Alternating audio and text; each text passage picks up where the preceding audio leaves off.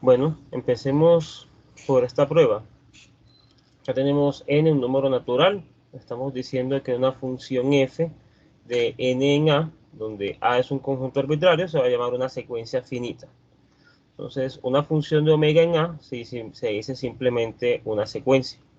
A las secuencias finitas, miren que van a ser una cantidad finita de cosas así, vamos a denotarlas de esta forma. O sea, aquí en lugar de decir 0, f de 0, simplemente se dice f sub 0. Y así sucesivamente. O simplemente f sub i con i menor que n. Y la clase de todas las secuencias finitas sería esta señora de acá. Vamos a probar que ella es un conjunto. A las secuencias infinitas se les suele denotar de esta manera. Y a la clase de todas las secuencias infinitas va a ser así. Vamos a probar que esto es un conjunto. Yo creo que ya habíamos mencionado esto antes, pero dado que ya se nos había dejado la actividad, para que de paso repasemos esa parte, pues vamos a mirarlo ya aquí. Entonces, primero que todo, empecemos probando que las secuencias finitas son un conjunto. Entonces, recuerden que esto es simplemente la clase de todas las f, tales que f es una secuencia finita.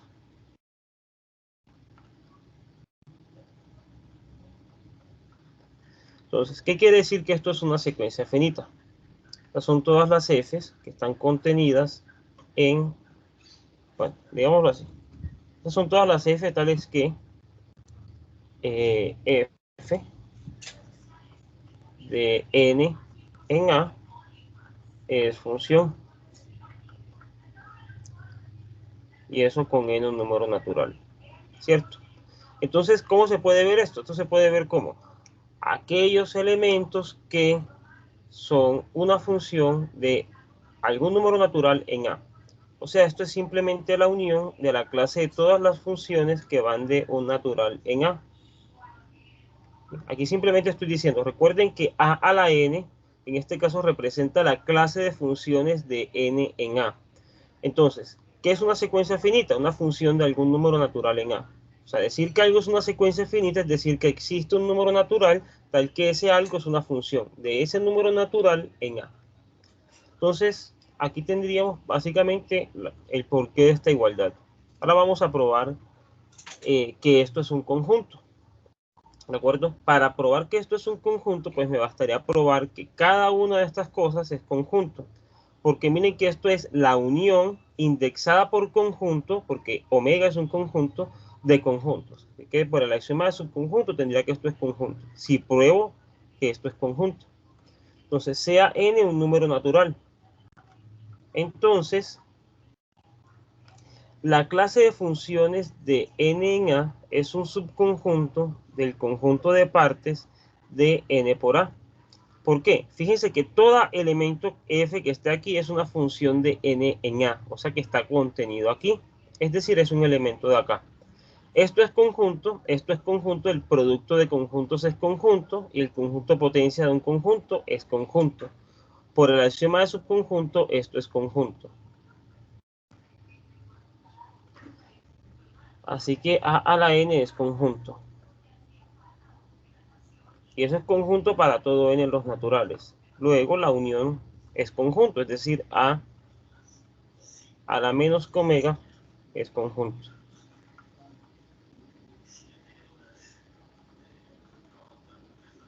Listo. Ahora me dicen, pruebe que la clase de todas las secuencias infinitas es conjunto. Pues procedimiento es análogo. Cuando yo considero a la omega, esto es simplemente funciones, voy a escribirlo así, de manera informal, funciones de omega en a. Esto está contenido en el conjunto potencia de omega cruz a. Esto es conjunto, el producto de conjuntos es conjunto, el conjunto potencia pues va a ser conjunto y por lo tanto esto va a resultar siendo un conjunto. Así que esto implica que a la omega es conjunto. Listo. Digamos que esa era la parte inmediata del ejercicio. ¿Alguna pregunta hasta ese punto?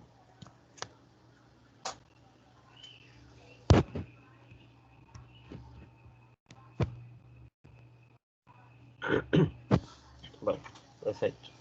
Ahora me dicen, vean, Vamos a probar la siguiente forma del teorema de recursión. Para todo conjunto A y cualquier elemento fijo, sea G de A cruz omega una función. Entonces va a existir una única secuencia, o sea, una única función de los naturales en A, que al 0 lo manda en A y al sucesor de n lo manda en G de Fn, n, para todo n en omega. Listo. Ayuda. A una función de m más 1 en A le vamos a llamar computación m basada sobre A si G, si t sub 0 en A perdón, si t en 0 es igual a A y para todo K, entre 0 y M, t sub K más 1 es G de t sub K, K. Listo. Entonces, ¿qué es lo que vamos a hacer? Acá me dicen, vean, note que t está contenida en omega por A, justamente porque el dominio de t, de cualquiera de estas funciones, va a ser un subconjunto de los naturales. ¿De acuerdo? Ahora, sea f la clase de todas las tales t. Vamos a probar que esto es un conjunto y que f es la unión de todo esto, cumple las condiciones que estamos requiriendo. Voy a hacer un bosquejo de la prueba. Entonces, primero que todo, vamos a mirar que en efecto, bueno, esto es claro, ¿cierto? Que t está contenido en omega cruz A. Ahora tenemos que mirar que la clase de todas las funciones computables, de todas estas computaciones m basadas, resulta ser un conjunto. Luego vamos a considerar la unión de ellas. Entonces, sea f igual a la clase de las t, tal que t es una computación m basada.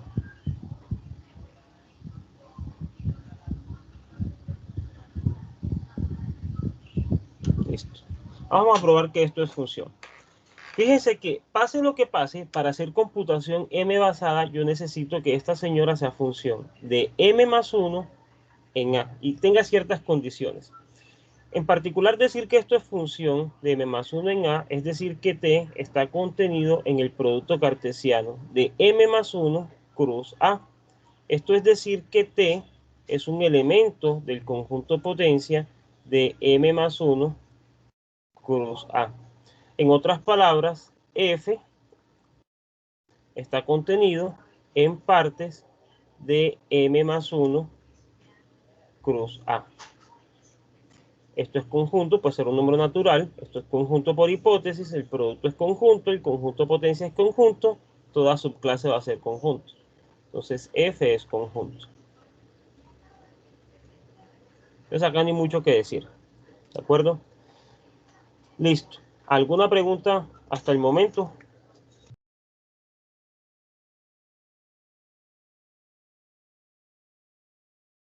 Miren lo que he hecho. Considero la clase de computaciones m basadas y pruebo que está contenida en un conjunto. Y con eso es que llego a que ella es un conjunto.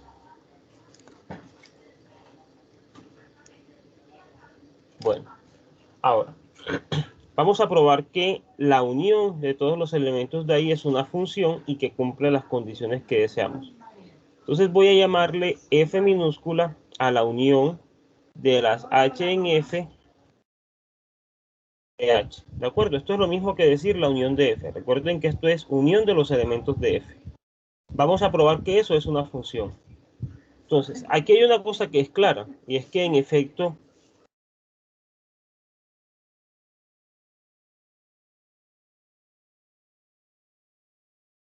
vamos a probar que en efecto esta unión está contenida en omega por A, porque miren que yo quiero probar que ella es función de omega en A, ¿de acuerdo? Entonces, sea x, y un elemento que pertenece a f. ¿Qué implica esto? Implica que existe una computación m basada h en f, tal que x, y pertenece a h, porque no nos olvidemos que esto es f, es la unión de estas cosas. O sea, que alguien que esté en la unión es alguien que está en uno de los miembros. ¿Qué implica esto? Que h de x es igual a y. Pero resulta que este x es un elemento que pertenece al dominio de h, que es algún m más 1. Y eso está contenido en omega. Y esta y es un elemento que pertenece al rango de h, que es igual, bueno, no digamos que el rango es igual a pero lo que sí estoy seguro es que el codominio, pues esto pertenece al codominio, y recuerden que el codominio de H es justamente A, ¿de acuerdo? Entonces, en todo caso, yo aquí puedo concluir que X, Y es un elemento que pertenece a omega por A. De hecho, ya lo podíamos concluir de acá porque habíamos mencionado que todas las computaciones M basadas están contenidas en omega por A. ¿De acuerdo? Y la unión de cosas que estén contenidas acá va a estar contenida aquí. Entonces, de cualquier forma, ya tengo la contenencia.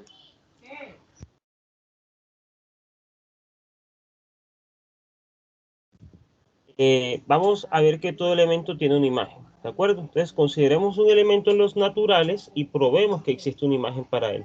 ¿Cómo podemos hacer eso? ¿Qué sugieren para hacer eso?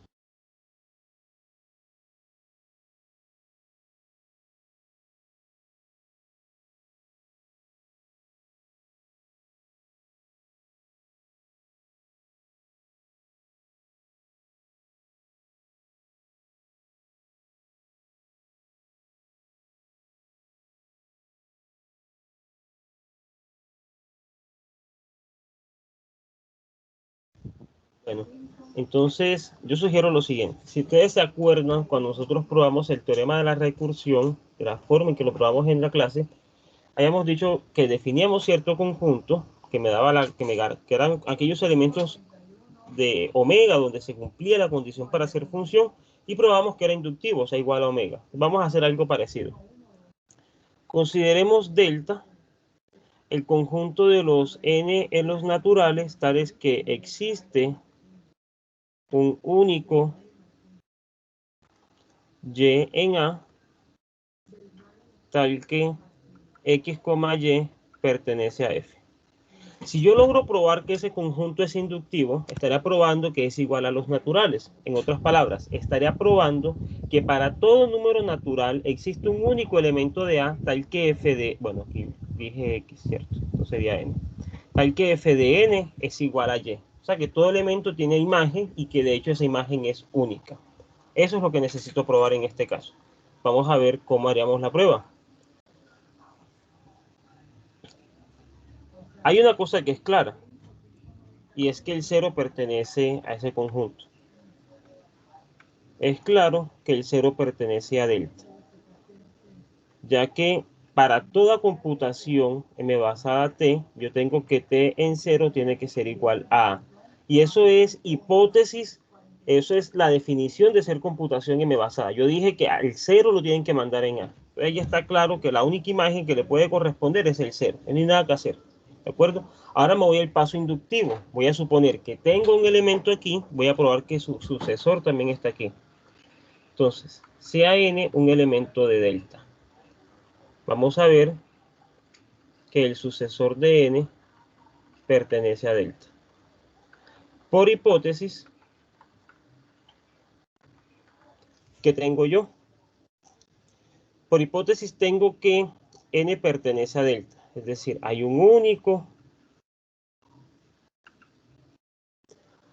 y que pertenece a tal que, a ver, f de n es igual a y. Listo. Dejémoslo ahí por el momento.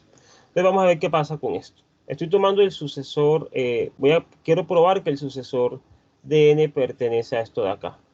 ¿De acuerdo? ¿Cómo podemos probar eso?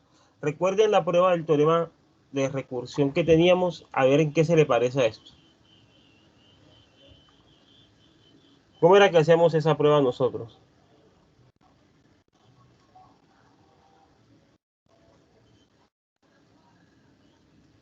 ¿Quién me recuerda?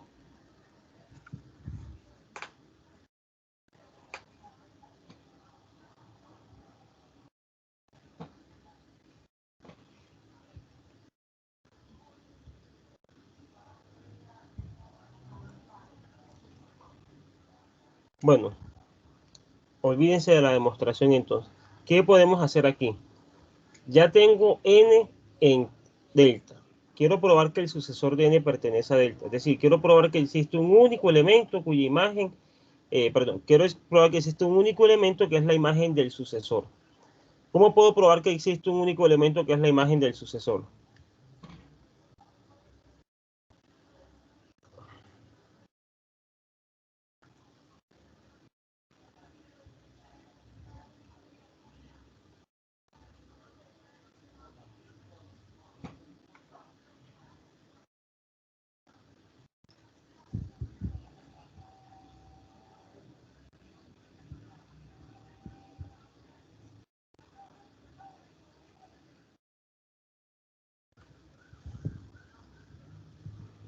Bueno.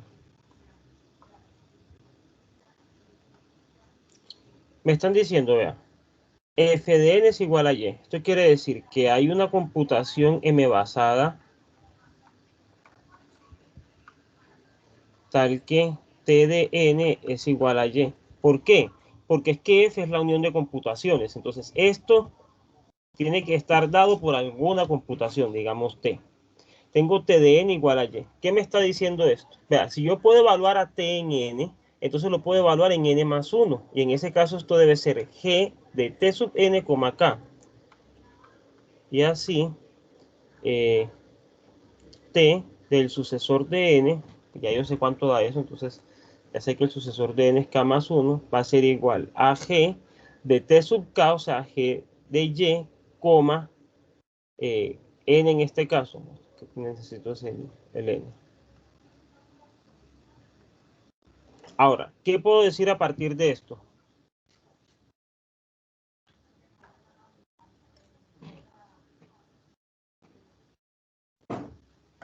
A partir de eso, ¿qué puedo decir? Tengo que t en n más 1 es igual a este elemento. Y esto es un elemento que pertenece a...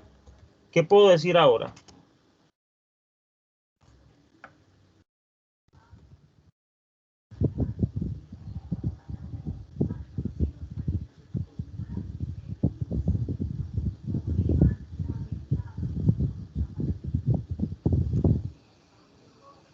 Pues si esto es una computación m basada, evaluada en n más 1, y f es la unión de todas, lo que estoy diciendo es que f de n más 1 es igual a g de y, n, pertenece a... O sea que existe una imagen, este señor de acá. Esto implica que el sucesor de n, que no es más que n más 1, pertenece a delta. Y esto implica que delta es inductivo. Es decir, delta es igual a omega, es decir, f es función. Y es función justamente de los naturales en A. Entonces, ¿cuál es el truco aquí? Si yo tomo a n, por el hecho de que esto es una computación m basada, esta es la unión de las computaciones m basadas, al evaluar f en alguien es evaluar alguno de los elementos de la unión. Eso me da una imagen. Pero la definición me dice que yo me puedo extender hasta el sucesor, que es el k más 1. Entonces me puedo extender hasta t sub n más 1. O sea, me está dando que existe la imagen para n más 1 a través de t, o sea, a través de la computación m basada t. Pero yo sé que f es la unión de todas, o sea que eso me está dando una imagen para n más 1 a través de f, que es lo que quiero probar. Y la imagen es única porque esto es función. En consecuencia, tú no puede, el mismo elemento no puede tener dos imágenes. ¿De acuerdo? Listo. Ahí terminaría la prueba de que en efecto tengo a f de omega en A como función. ¿Qué resta probar? Resta probar que es única y resta probar que cumple estas condiciones de acá. Yo voy a probar que cumple la condición, o sea que al 0 lo manda en A y que al n más 1 lo manda en esto. La prueba de la unicidad se la voy a dejar como ejercicio. Pero les voy Una a dar una preguntita. indicación para la prueba. Perdón, dame un segundo. Entonces, les Dale. voy a dar un par de minutos para que acaben de copiar esta prueba y ya continuamos a probar que al 0 lo manden A y que en efecto al n más 1 lo manden g de fn, n, que eso es directo pues ya de la definición de f. ¿Qué pregunta tenías? Profe, cuando, o sea, pues la imagen de n más 1 a través de t, que es una computación, bueno, es ese valor de ahí que está en A. Pero entonces de ahí a decir que entonces n más 1 evaluado en f, que es pues la unión de esas computaciones, es ese valor, pero es que, pero es que puede haber, o sea, Tienes razón. puede haber otra función. Ellas no son pues debería ser que ellas son compatibles, ¿no? Para que la imagen, pues, en la unión de esas funciones sea la misma que alguna Sí, de sí. ellas. Sí, Ujú. tienes razón, y por eso se puede probar, o sea, se puede probar y ya se lo voy a dejar como ejercicio escribirlo, pero si uno puede hacer esa prueba a partir de la construcción esta, de que ya sabes cómo tratar al 0 y cuando ya sabes cómo tratar al k, cómo tratar el k más 1. A partir de esto tú puedes probar que esa imagen no cambia. O sea, que si tuvieras otra t, digamos t', eso no va a cambiar. porque ahí tienes la ventaja de que los números naturales están encajados.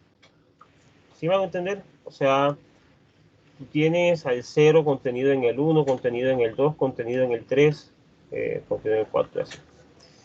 Entonces, cuando tú intersectas, siempre te da el más chiquito.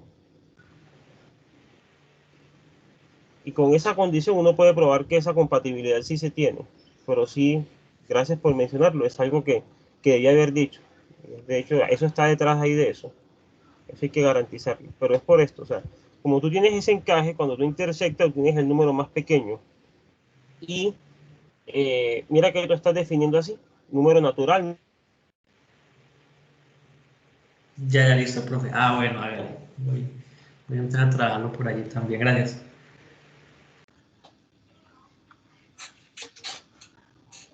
¿Me escucharon lo último que dije? Que esto como que se pausó. Ah, lo último no, profe. Lo de las intersecciones lo escucharon.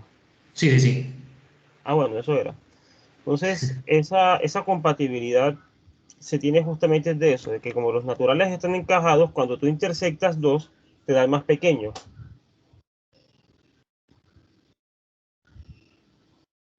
Y la manera en que tú estás definiendo la función viene de que es una definición inductiva, ¿cierto? O sea, yo definí cuánto es en cero y dije a partir del valor que tengo en cero y la función g ya tengo cómo obtener los siguientes valores, en teoría, pues. Porque mira que el valor para el n más 1 va a estar dado por el valor que tengas en n y el valor que tenga g. Entonces, eso es lo que te da el control para la compatibilidad. Pero sí es un detalle que hay que escribir, y gracias a Juan Camilo por mencionarlo. Pero bueno, ustedes pueden hacer esa cuenta como tal. Y la cuenta, como les digo, es básicamente garantizar que no cambie el valor, que las funciones son compatibles la una con la otra. Bueno, entonces me voy a probar lo que seguía. Entonces, f de 0 es igual a A, ya que para todo t en f, t en 0 es igual a A y f no es más que la unión de esas cosas, ¿cierto? No hay nada que decir. Ahora, resta probar de acá que f en n más 1 es esto que está aquí. Entonces, f en n más 1 es igual a t en n más 1 para algún t que pertenece a f, ¿cierto? Evaluar t acá es evaluar a f aquí, perdón, es evaluar alguna computación m basada. Pero evaluar a tn más 1, por ser esto una computación m basada, esto es g de t sub n, n. Pero g de t sub n es simplemente g de f de n, n. Y ahí está lo que quería probar. ¿Cierto? Esto es f, bueno, f de n, y eso era lo que por notación llamábamos f sub n, para seguir la misma notación del enunciado. Y acabaríamos la prueba de la existencia de f. La unicidad, pues se las dejo como ejercicio. Pero la unicidad se demostraría así.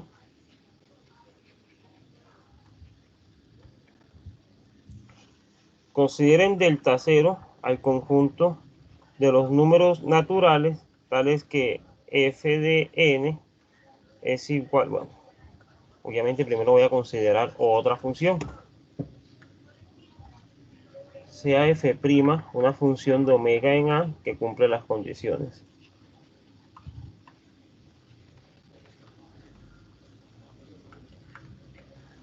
Del teorema. Entonces, voy a definir delta 0 como aquellos números naturales tales que f coincide con f'. Si yo pruebo que este conjunto es inductivo, estoy hecho, porque eso significaría que en todos los valores de un número natural, f y f' coinciden.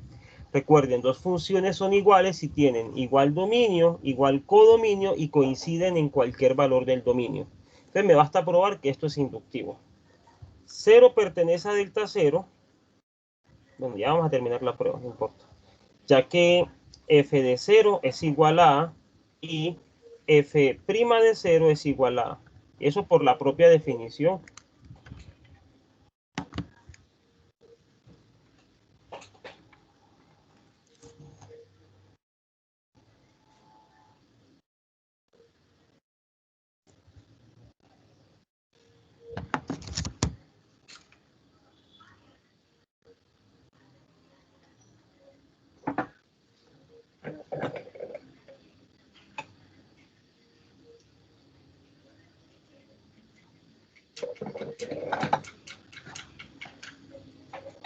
Bueno, aquí está como el internet molestando hoy. ¿Hasta dónde escucharon sin interrupciones? Hasta ahí, profe, que pues, por la definición, ellas valen eso en cero, vale nada. Bueno, entonces por definición, ambas en cero valen A, ¿cierto? Eso quiere decir que el cero pertenece a este conjunto. Voy a terminar la prueba completa, ¿ya? Para no dejarla incompleta. Mejor los ejercicios se los dejo después. Listo. Entonces, ahora supongamos que yo tengo n en delta 0. ¿Qué implica eso? Eso implica que f en n es igual a f' en n. ¿De acuerdo? Ahora, miremos quién es f en n más 1 y f' en n más 1. F sub n más 1, por hipótesis, es simplemente t sub n más 1. ¿De acuerdo? Y, bueno, de hecho, esto ya ni siquiera necesitamos tomarlo así. Esto es simplemente g de f sub n, n. Pero este señor es igual a f' sub n, n. Pero esto que está aquí no es más que f' sub n más 1. ¿Qué implica esto? Pues esto implica que n más 1 pertenece a delta 0. Es decir, delta 0 es inductivo. Delta 0 es igual a omega, y así, para todo n en los naturales, f de n es igual a f' de n. Y esto implica que f es igual a f'. Luego, f es única. Ya, ahí terminaríamos la prueba. Bueno, entonces les queda a ustedes de tarea escribir el detallito que nos mencionó Juan Camilo hace un momento, de garantizar que las funciones en efecto son compatibles, pero eso no es complicado. Y eso lo pueden hacer el momento que vayan a transcribir la prueba, a redactarla bien. Miren que esto es un bosquejo, estamos armando la idea de cómo hacer la demostración. Pero al momento de hacer la prueba ya para presentarla, pues obviamente hay que mejorar la escritura. ¿Alguna pregunta sobre lo que hicimos?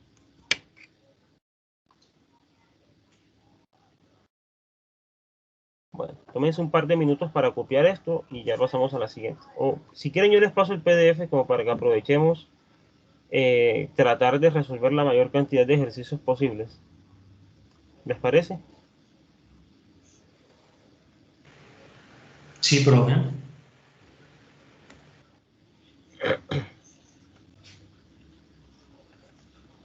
Bueno.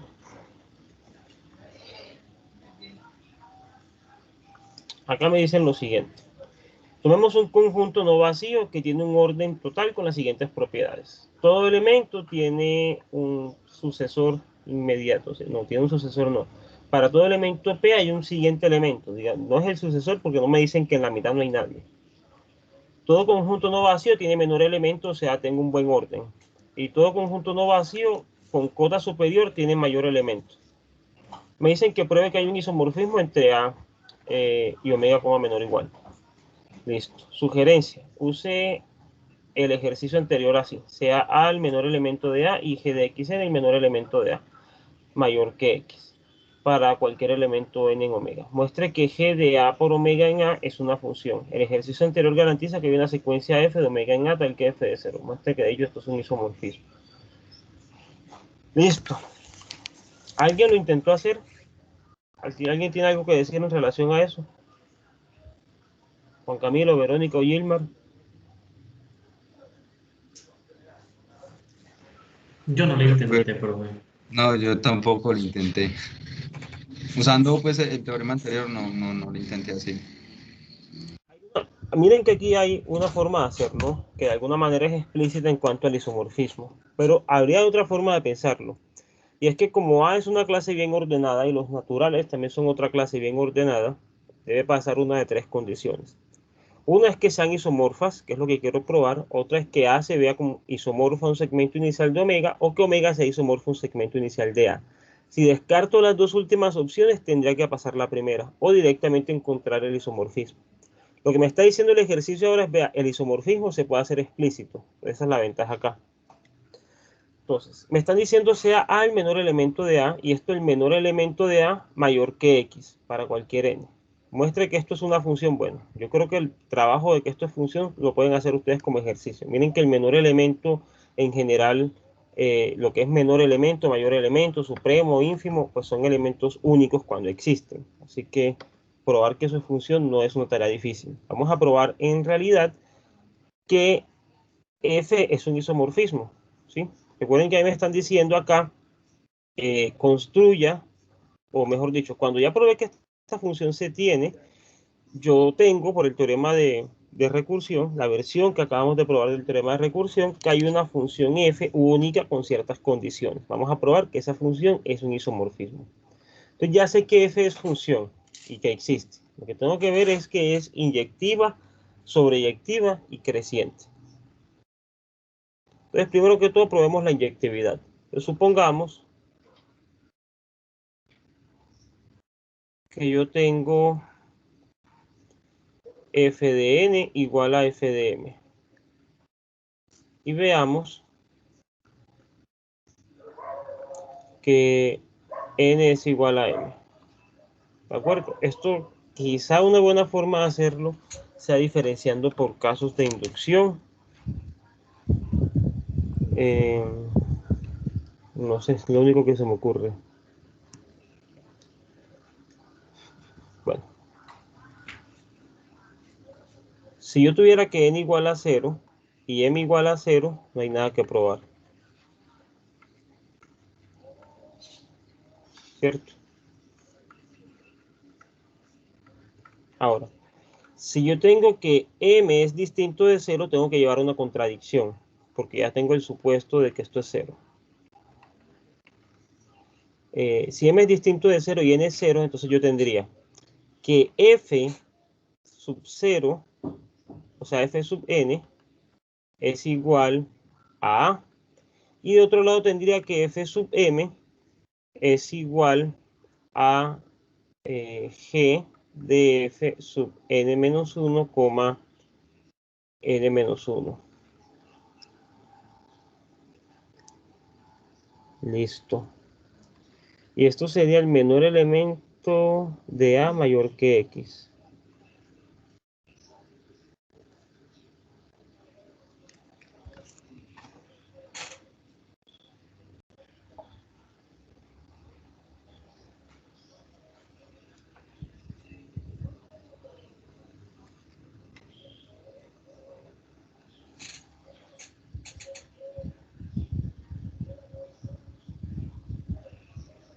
¿Cómo podríamos hacer esa prueba de que esto... Tenemos que derivar una contradicción. ¿Qué contradicción se les ocurre ahí?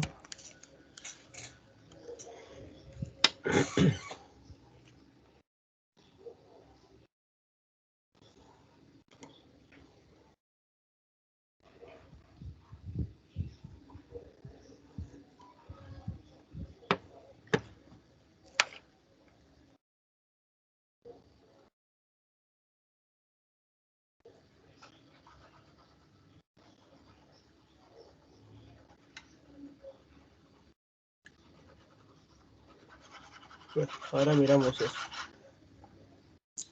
Déjenme pensar en la parte que esté más directa de pronto para ahorrar un poco de tiempo.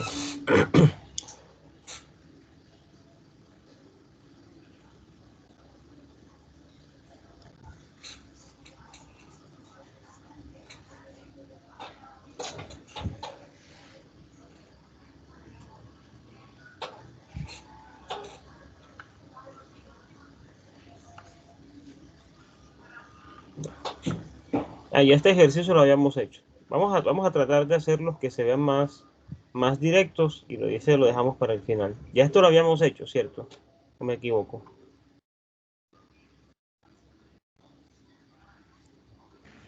Profe, ese lo habíamos hecho y yo tenía una preguntita, en este. Mm, ¿Sí? Es que pues esto es una definición recursiva, pero entonces digamos que esta suma, la suma es una función que va de A al omega, pues de las secuencias en omega. Eh, uno puede probar que eso es función, o sea, digamos, es una relación pues que va de A al omega, está cogiendo secuencias y las manda pues en un número natural. Pero entonces eso se puede probar que sí es función o que sí es única, así como en el teorema de recursión, pues que la función allá es función y es única.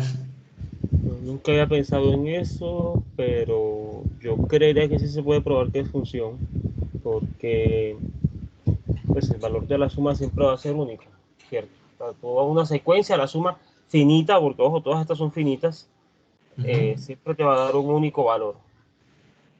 Eh, el valor de la suma, sí, sí, eso siempre te va a dar una función, que Y debería de ser única. Sí, el de función yo también lo había razonado y sí era función. Pero ¿es necesario que sea única o algo así? pues creo que eso se sigue el teorema de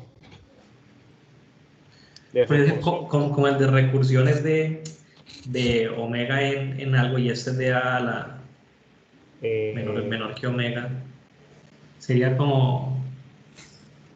Ujú. a ver, recuerda que el teorema de recursión me decía, si yo tengo una función de A en A, entonces existe una única función de omega en A que tiene ciertas condiciones, ¿cierto? Entonces necesitaría una función de omega en omega para decir que hay una de omega en A, en omegas, que es la sumatoria. No, pues yo creo que esta no es, mentira, que esto no va a ser por el teorema de recursión así directamente. Esa función yo estoy seguro que sí, por lo que te digo, o sea, porque estoy haciendo sumas finitas acá. Am, y la unicidad, no sé, no me deja en duda cómo probar la unicidad.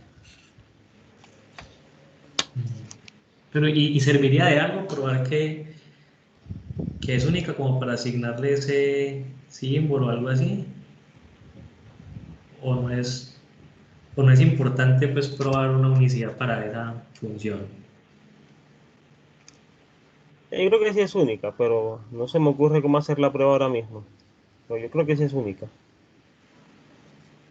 Nos podemos sentar con calma y tratar de razonar en la prueba, pero yo creo que sí funciona. O sea, lo de función es directo, ¿cierto? Pero el asunto es que aquí tienes algo que va del conjunto de secuencias finitas en los naturales. Y es que a la secuencia finita le asigna la suma de ellas. Entonces, tenemos que pensar en una forma del teorema de recursión que funcione. Bueno, yo creo que directamente en el teorema de recursión no, pero sí debe haber algún recurso similar que nos funcione bien. A ver, quizá esta forma de acá, ¿qué se puede hacer con esta? No, porque es que aquí pasa lo mismo, me da una función de omega en A. Este, yo necesito algo de un conjunto de los naturales.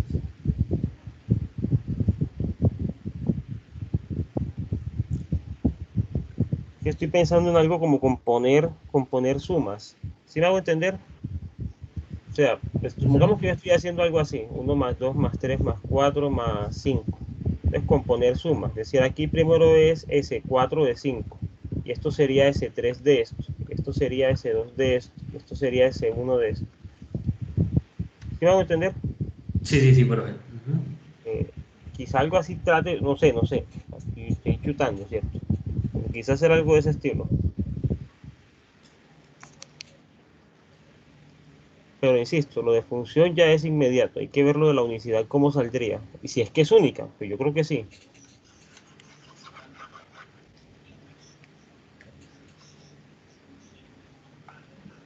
Listo, profe, listo. Ujú. Ah, bueno, esto lo habíamos mencionado la clase pasada. Voy a buscar otro.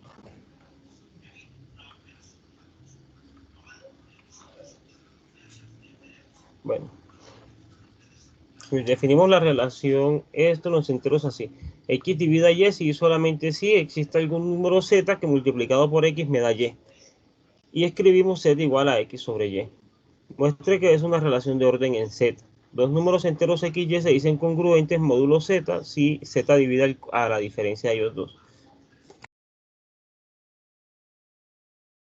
En ese caso utilizamos X congruente a Y. Demuestra que la siguiente fórmula es válida en Z. Los números son congruentes si solamente si dejan el mismo residuo al dividirse por Z. Bueno, eso no está especificado aquí, pero lo que significa esto es residuo de la división. Eso quizás debería haberlo dicho acá.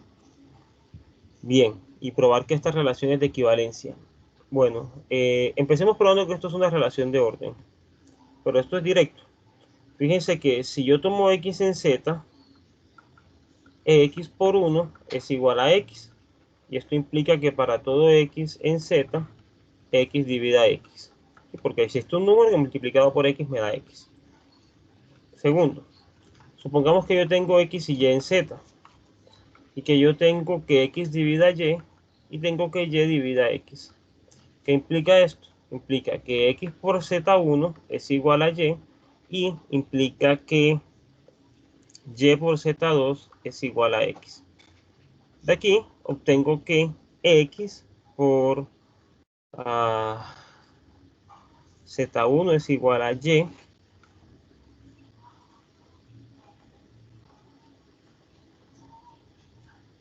Pero esto no es más, esta X no es más que Y por Z2.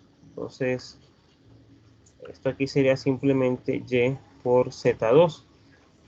Entonces tendría Y por Z2 por Z1 es igual a Y. Y técnicamente, pues de aquí saco que Z1 por Z2 tiene que ser igual a 1. ¿Cierto?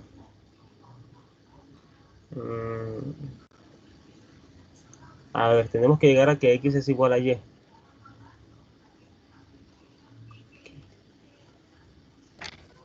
Profe, yo ahí en esa parte, en esa demostración, pues llegué, pero no, o sea, la única forma en que eso se puede dar es que todos dos, o sea, Z1 y Z2, perdón, sean todos dos iguales a 1 o todos dos igual a -1. ¿Cómo se puede decir eso? No sé, considerar casos de diferentes valores, no sé, o sea, ahí fue donde me quedé yo en la demostración. A ver, que esas son las propiedades del producto en los enteros. Y es, bueno, yo creo que eso fue un ejercicio, no, yo creo que ese ejercicio no lo escribí. Ahí lo que estamos diciendo es que Z1 es el inverso multiplicativo de Z2, técnicamente. Y los únicos números que tienen esa propiedad en Z son el 1 y el -1. Entonces, esta igualdad en Z implica que ambos son iguales. Eso es básicamente lo que podemos afirmar ahí. Sí, ambos tienen que ser iguales. Pero por lo que les digo, o sea, eso lo que me está diciendo es que tienen inverso multiplicativo en Z. Y en efecto, eso me estará diciendo que o ambos son iguales a 1 o ambos son -1. Y listo, ¿cierto? Porque entonces aquí tendría que X es menos Y. Por ejemplo, si esto vale 1, tendría que X es igual a Y aquí X es igual a Y. Si vale -1, tendría que menos X es igual a Y o que menos Y es igual a X, lo cual es técnicamente llegar a la misma conclusión. X es igual a Y o menos X es igual a Y y menos Y es igual a X. A ver, menos X es igual a Y y menos Y es igual a X.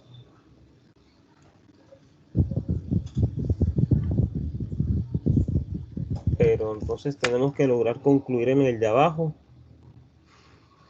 que ambos son iguales. ¿Cómo hacemos eso?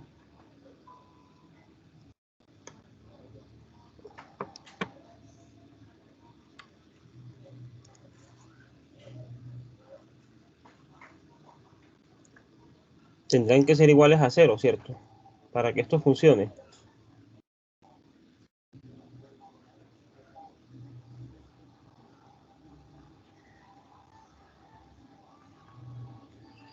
En todo caso, yo digo que X vale Y. Tendría que para todo X, Y, Z, tendría que si X divide Y y Y divide X, entonces X es igual a Y. Entonces el tema está aquí. De aquí saco que esto tiene que ser 1 automáticamente. Del hecho de que esto sea 1, uno concluye, pues analizando que esto lo que me dice es que el 1 es el inverso multiplicativo del otro en Z, y los únicos elementos con inverso multiplicativo en Z son 1 y menos 1, cuyo inverso multiplicativo pues es el mismo número. Me quedaría que ambos valen menos 1 o ambos valen 1. Si ambos valen 1, llego automáticamente al que X vale Y. Si en su defecto me queda menos X igual a Y y menos Y igual a X, pues ahí la única opción es que Y sea igual a X sea igual a 0. ¿Es correcto eso?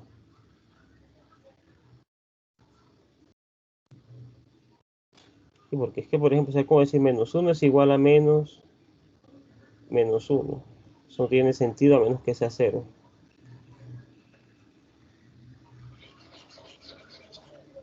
Listo. Y para la transitividad,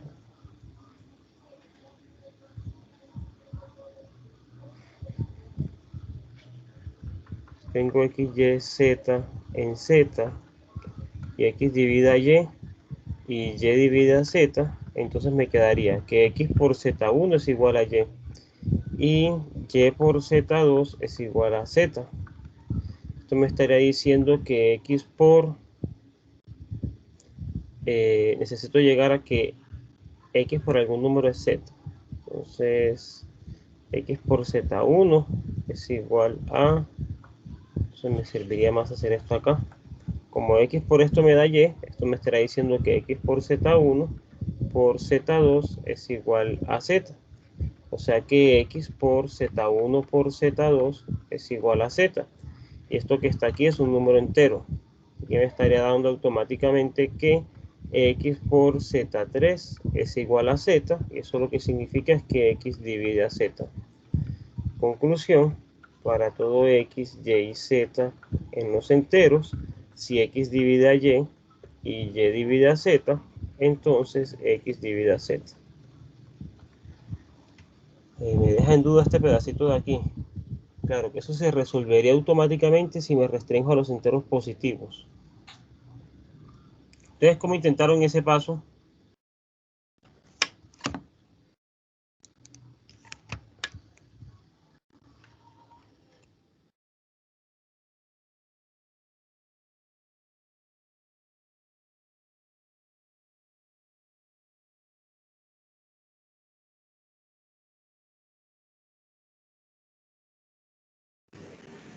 Pues, pero es que hay como, pues en teoría de números, el Y siempre lo toman como si fuera positivo, pues porque...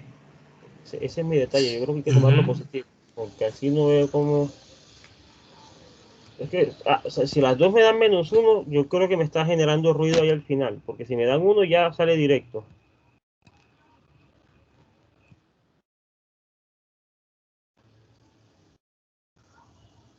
No, no, yo creo que eso hay que tomarlos en Z más. Yo creo que eso acá no va a funcionar.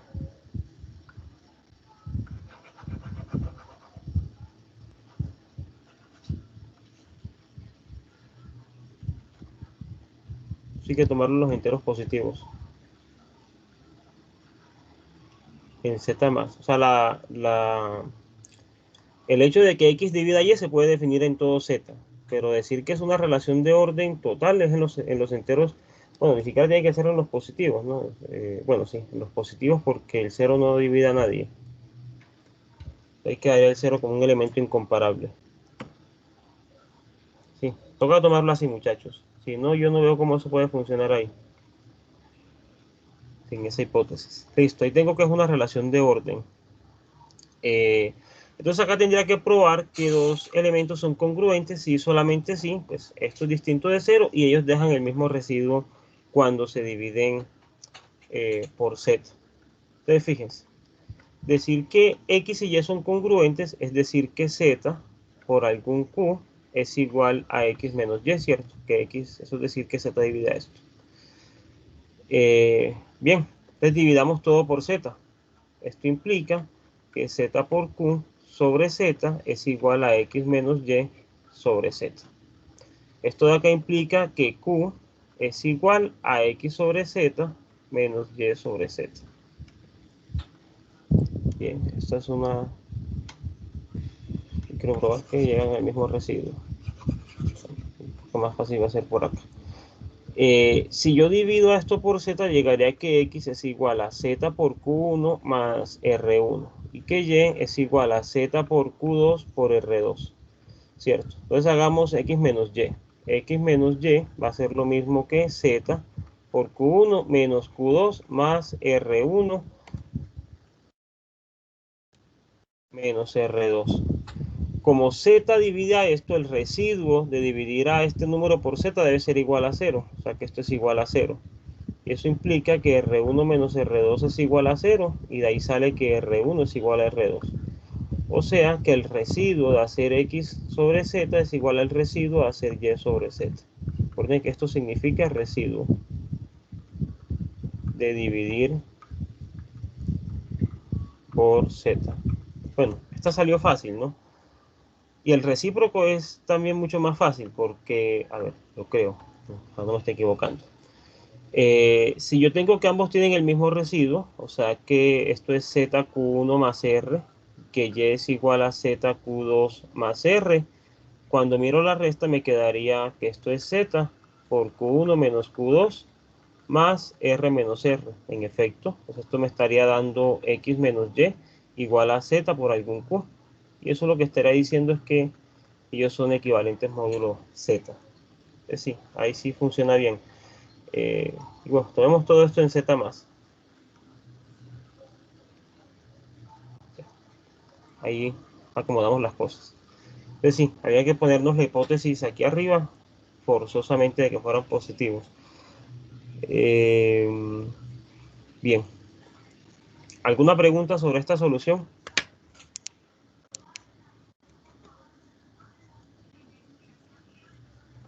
Bueno, tómense un par de minutos para copiarla, ya continuamos. Igual fíjense que en estos ejercicios hay que estar muy pendientes de todo. Y a veces más difícil que hacer la solución, porque miren que no es difícil, es como tratar de armar la idea. Porque, por ejemplo, aquí toca armar que quién es el Q, que quién es el R. Entonces hay que cambiar un poquito ahí.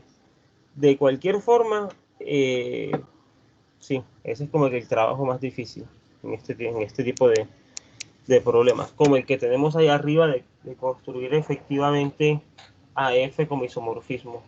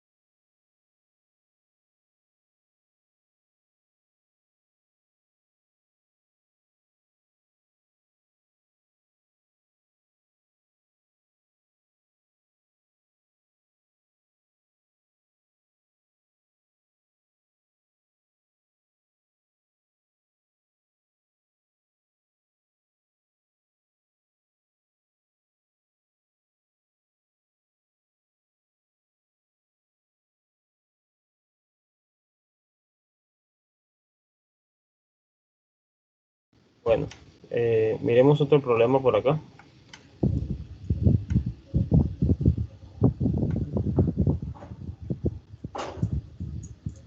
Esto se los había mostrado.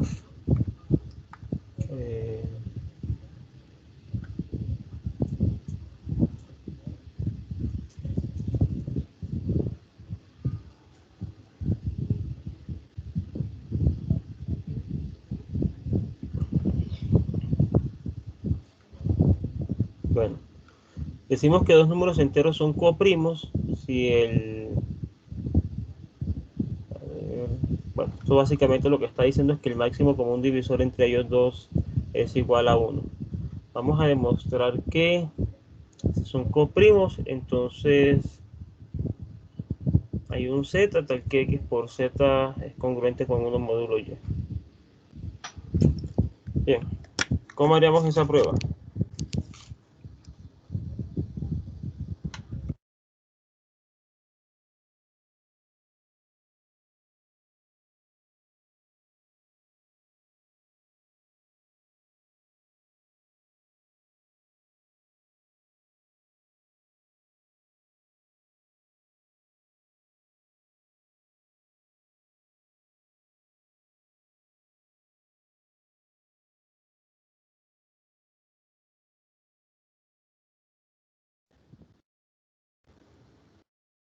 Bueno, entonces supongamos que yo tengo que x y y son coprimos. Entonces, veamos que hay z, tal que z es más pequeño que y z por y es congruente, perdón, z por x es congruente con 1 módulo y. El hecho de que estos dos son coprimos me dice que el máximo común divisor entre x y y es igual a 1. Y este es el mayor entero que se puede escribir como combinación lineal de estos dos. Esto quiere decir que yo puedo hacer a por x más by igual a 1.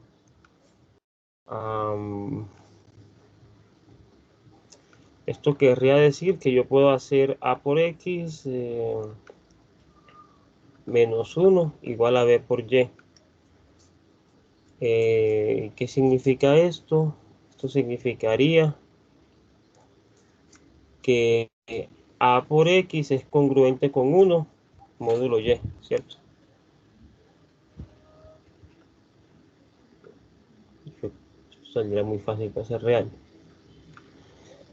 Bueno, habría que probar que el z es menor que y, que en este caso es menor que y. Bueno, no sé. A mí se me ocurre lo siguiente. Supongamos que son coprimos. Hay que ver que existe un z menor que y, tal que z por x es congruente con 1 módulo y. ¿Qué me está diciendo esto? Pues miren, el hecho de que sean coprimos quiere decir que el máximo común divisor entre ellos dos es el 1. Pero el máximo común divisor es el mayor entero que se puede escribir como combinación lineal de x y y. Entonces en este caso yo puedo encontrar a por x más by igual a 1. ¿De acuerdo? Eso es lo más que puedo hacer.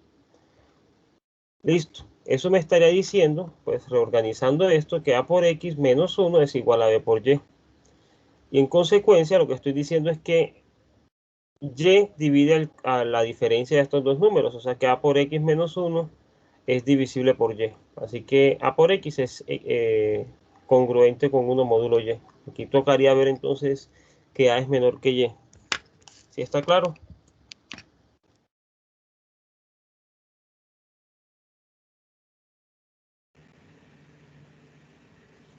Y si A es, y si A no es menor que Y, no podemos tomar el opuesto de A.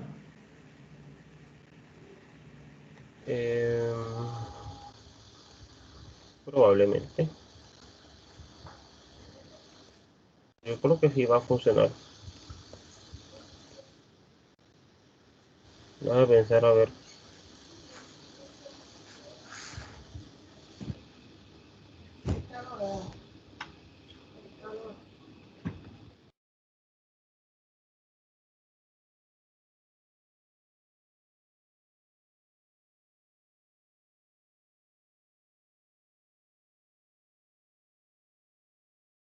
Bueno, ¿alguna pregunta?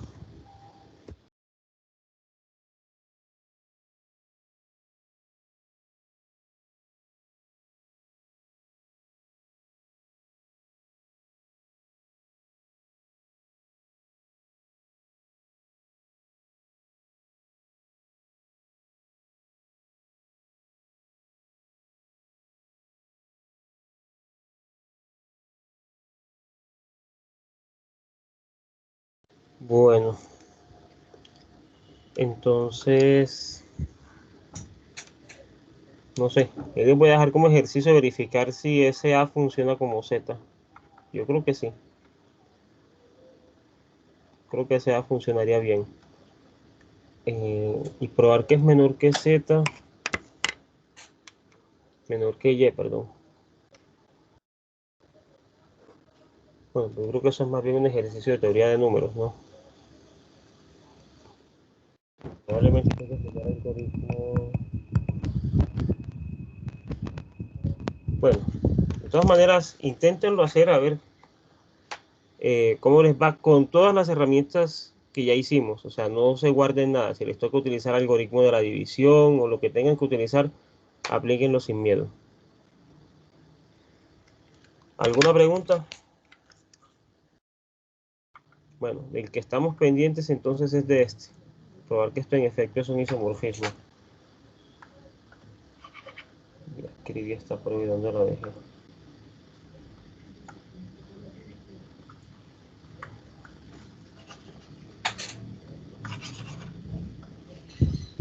A ver.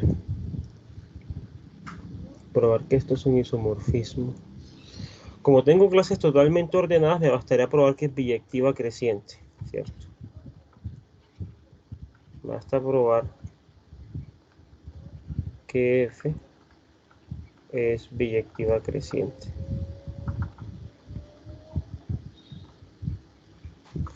Y la otra opción sería probar que los naturales no pueden estar como segmento inicial de esto, ni que esto puede estar como segmento inicial de omega, pues sin utilizar la ayuda que está dando el libro. Entonces, ¿cómo sería ese recurso?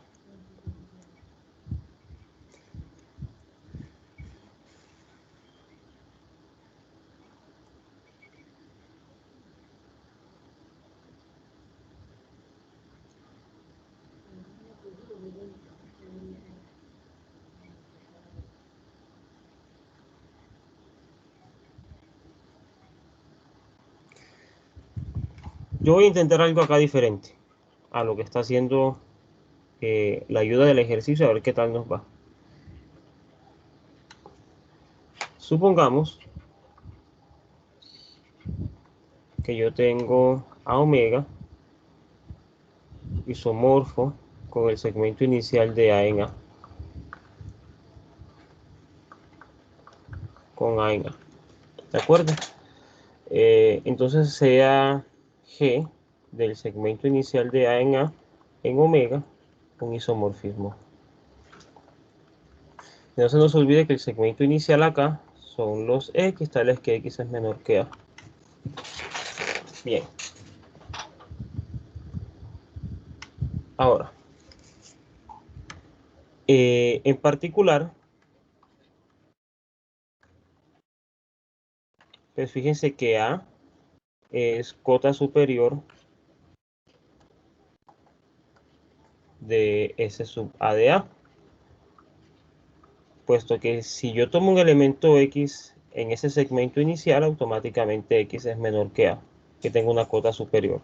Y acá me dicen que todo subconjunto no vacío con cota superior tiene mayor elemento. Entonces luego existe, digamos, M mayúscula, el mayor elemento del segmento inicial de A.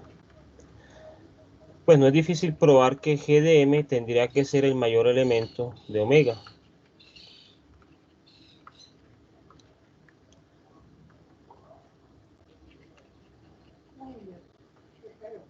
Pero fíjense que eso es una contradicción porque omega no tiene mayor elemento. Luego, G no puede existir, o sea, no puede haber ningún isomorfismo aquí. Este isomorfismo no se puede.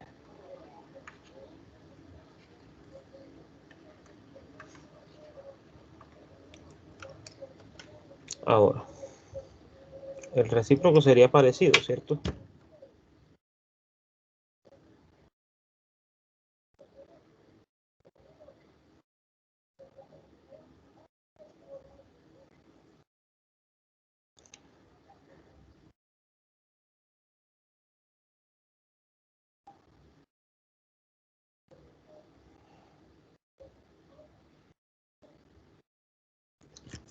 Si es claro por qué esto es el mayor elemento de omega, ¿o hay alguna pregunta en relación a eso?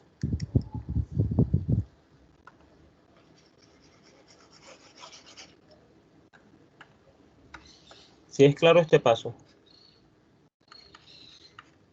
Que fíjense, que si yo tengo x que pertenece a omega, entonces g a la menos 1 de x pertenece al segmento inicial de a en a.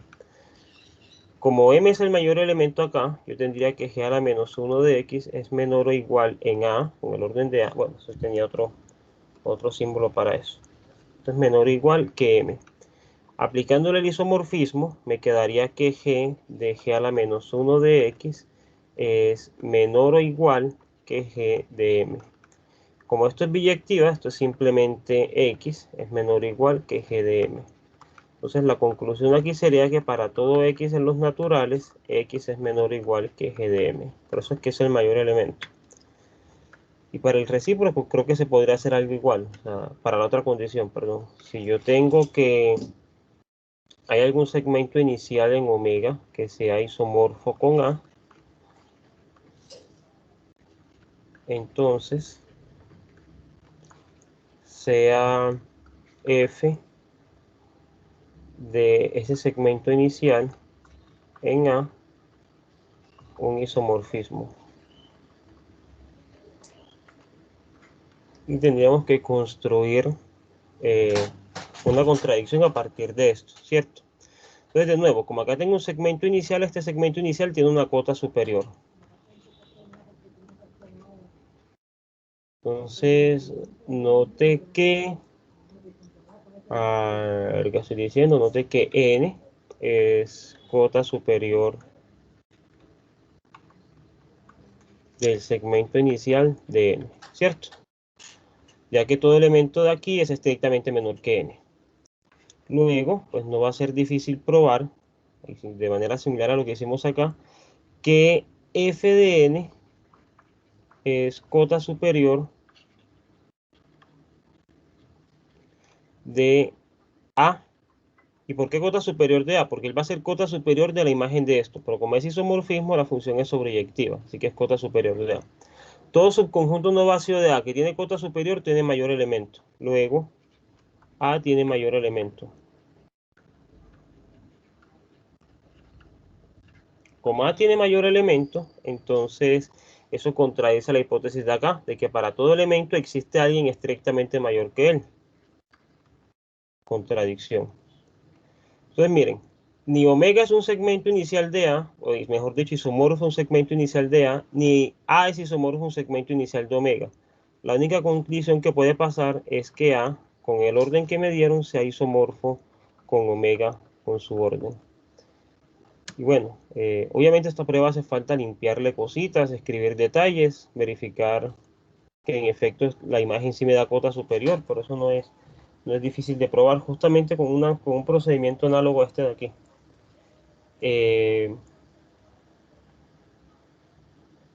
Bien, no sé qué pregunta tengan.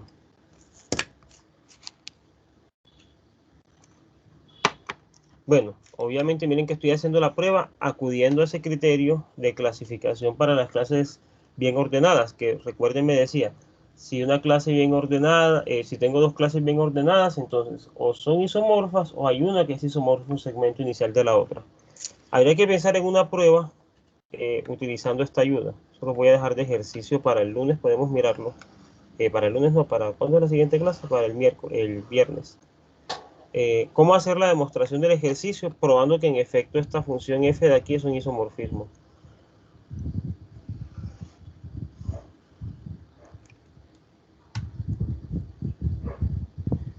¿Y qué nos quedó faltando? Bueno, ya esto lo habíamos hecho. Bueno, está la pregunta también de que miren a ver si logran hacer una prueba de la unicidad de esto.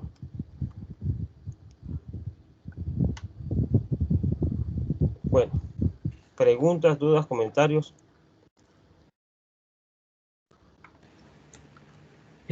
Profe, de pronto la preguntita que yo le he hecho por correo de un punto del Sí, taller. claro, claro. Esto que habíamos quedado que hoy. Déjame comparto de nuevo.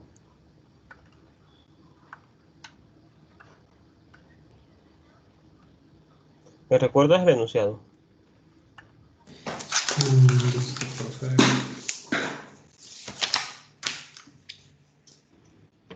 Bueno, está una familia de clases totalmente ordenadas, X y con Y perteneciente a Y. Bueno, sea X, Y, con Y en Y, una familia de clases totalmente ordenadas. Totalmente ordenadas. Hay que suponer que la familia es directa respecto a la contenencia.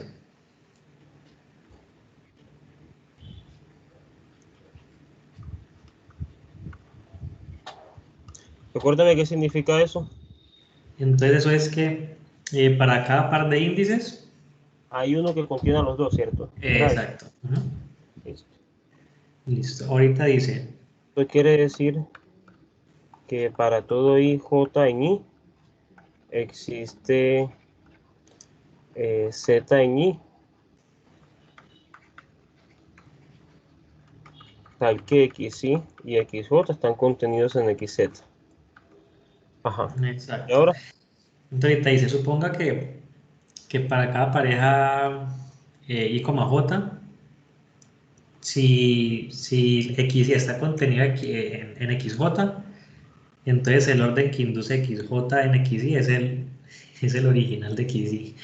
El orden el orden Jésimo voy a anotarlo así. Quiero decir que cuando yo restringo el orden de aquí a la clase de XY, es el orden que él tenía. Listo. Eso, listo. Bueno, entonces ahorita la pregunta es, muestre que existe un único conjunto ordenado. Mostrar que X hay un único conjunto ordenado. Y entonces nos dicen de una vez, pues, ¿cuál es ese? La E unión. igual a la unión, ajá.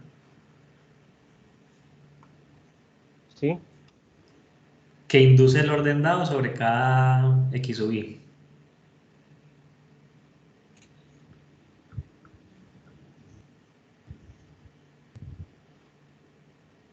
Entonces es como la primera y la otra es que si las clases son bien ordenadas, entonces la unión, esta otra también es bien ordenada.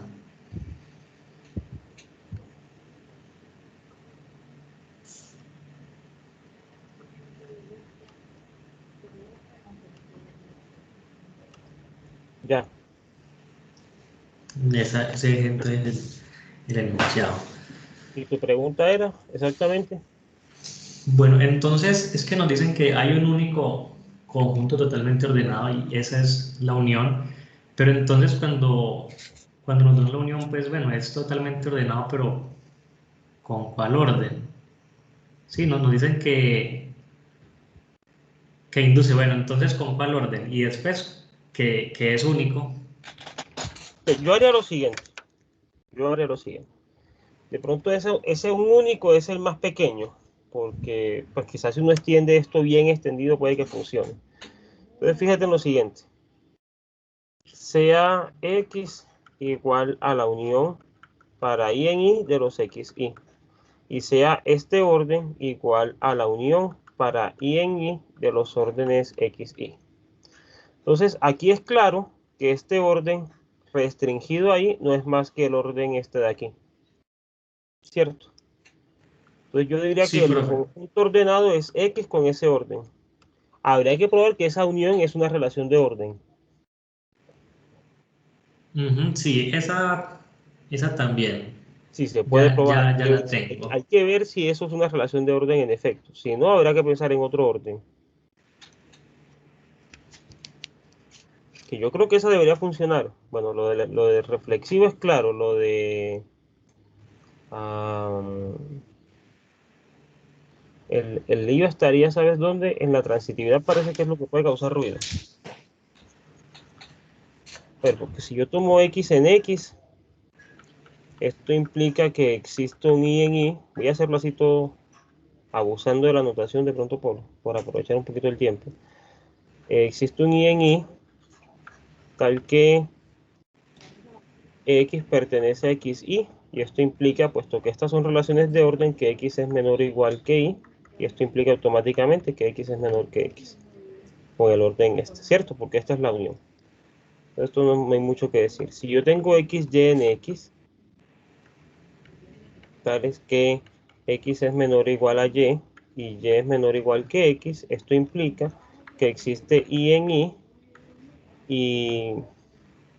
x, y deben ser elementos de una misma clase, pues para poder compararlos,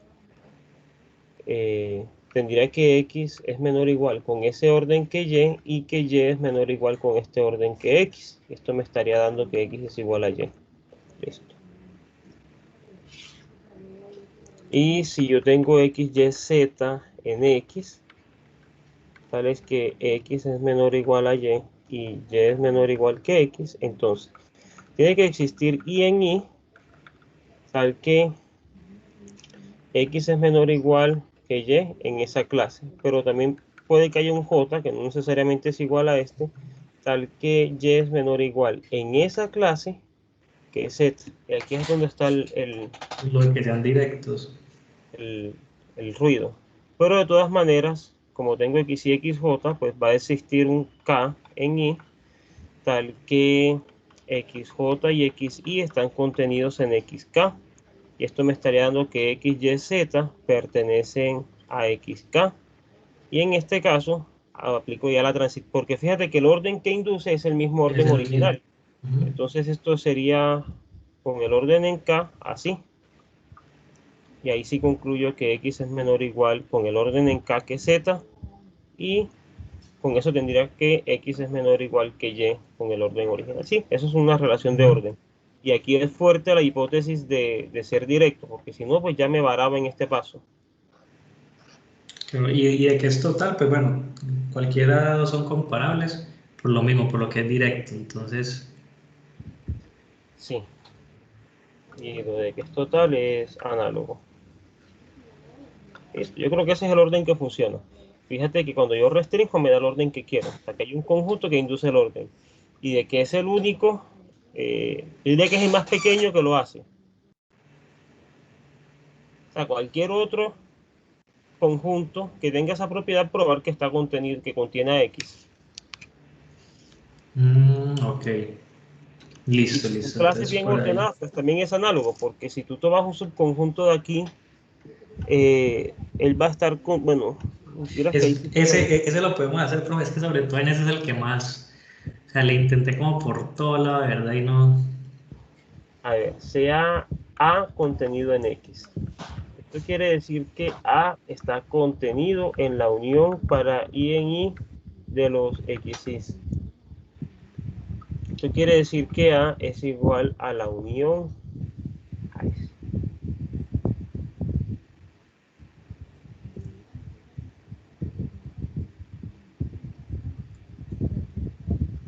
de XY intersectado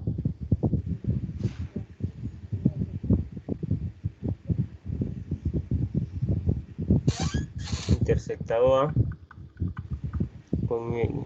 Esto se podrá escribir así, ¿cierto? Digo que esto me daría la unión de los XY intersectado la unión de A. Me daría intersectado esto. Listo. Y cada uno de estos está contenido en XY.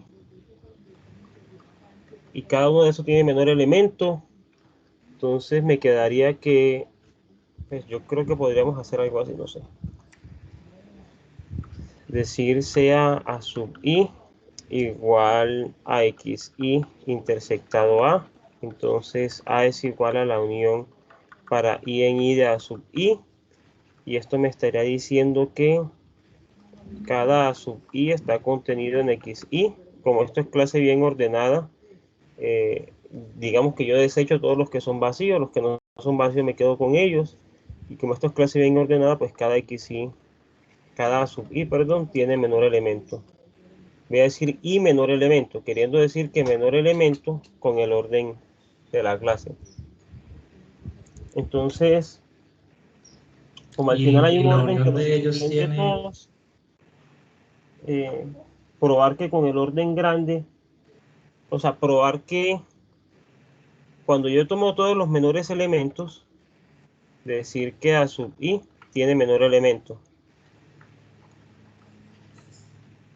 Pero con el orden este de acá. Quizás esa sea una manera de pensar la prueba. Eso, y así lo había pensado, profe. Bueno, pues no con esa construcción, pero sí como tomando, claro. Igual ya está bien, ¿cierto? Esto sería la unión de los XY intersectado A. Pero como A está contenido aquí, pues esto es simplemente A. No simplemente como para armar A como la unión de estas cosas. Sí, como para escribirlo así, bien formal, pues indicando cada conjunto. Pero entonces, claro, el conjunto de los menores elementos que ya formamos, pues ahí está el problema. ¿Cómo? O sea, pues ahí hay que usar también lo de que sean directos, pero es que como llevan directos 2 a 2, entonces, ¿será que existe algún índice que los contiene a todos?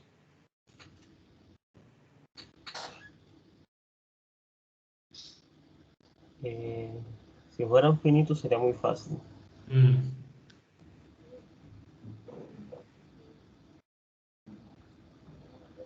A ver.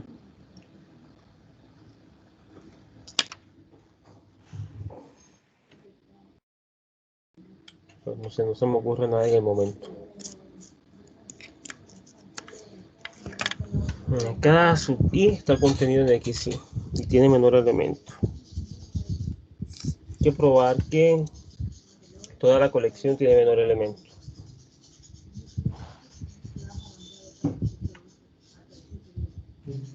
¿Qué pasa si no tiene menor elemento? ¿Será que entonces alguna sub I no tendría menor elemento? Yo estaba pensando algo así, como tratar de armar algo por contradicción, tomar un subconjunto no vacío, suponer que no tiene menor elemento y ahí sí considerar esa descomposición y llegar a que no hay menor elemento, o sea, hacerlo al revés. Probablemente ese camino sea mejor.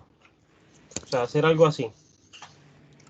Tomar A contenido en X y esto es diferente del vacío. Y A sin menor elemento. Considerar A como la unión de estos A sub Is y probar que es que hay alguno que no tiene menor elemento. Sí, sino que ella también la había pensado así, pero digamos que ahí uno estaría, o sea, una manera es como, pues si es, digamos, como contable, entonces, Porque estarás diciendo, para cada elemento que tome en A, existe un elemento mayor que él. ¿Cierto?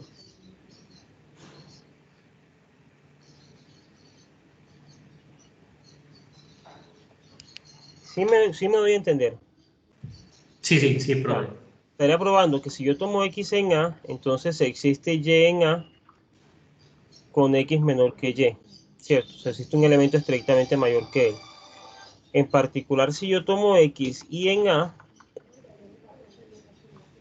va a existir Y sub I en A. Sí, yo creo que por ahí va a ser el camino. Yo creo que el camino va a ser eso. Hay que armar bien esta... Sino que es que la cosa ahí es que el Y, ¿cómo sabemos que es un Y? Sí, o sea, existe un YJ, digamos, en otra clase, pues, pero ese no contradice que sea el mínimo del XY. Cierto. ¿Y qué, profe? De que tú los puedes tomar en la misma clase porque son directos. Claro, porque tú puedes decir, por ejemplo, X A sub I, pero no se nos olvide que esto es A intersectado XY. Y yo puedo decir Y pertenece a sub J, o sea, A intersectado XJ. Pero entonces yo puedo decir X y Y están en A intersectado XK. Claro, y la cosa es que ahí se repetiría el mismo razonamiento porque entonces existiría, digamos, un Z menor que ellos que va a estar en otra clase que los contiene, algo así. Aquí tendría X menor que Y, ¿cierto? Ya con el orden grande. O sea, estaría probando que, a ver, si acá hubiera menor elemento, si aquí hubiese menor elemento, ¿qué tendría? Tendría que hay un elemento aquí que es menor que todo el mundo. No sé, no se me ocurre nada ahora. Yo lo pienso un poquito más y, y les cuento. Pero así de inmediato no se me ocurre. Y yo creo que el argumento debe ser algo de ese estilo, o sea, como suponer que no hay y probar que alguno de los X no tiene menor elemento. Pero en el momento no se me ocurre cómo hacerlo. Listo, profe. Ah, bueno, hágale, sí. Si de pronto lo piensa y le sale, pues entonces nos comenta a ver. Que yo estoy parado también en ese y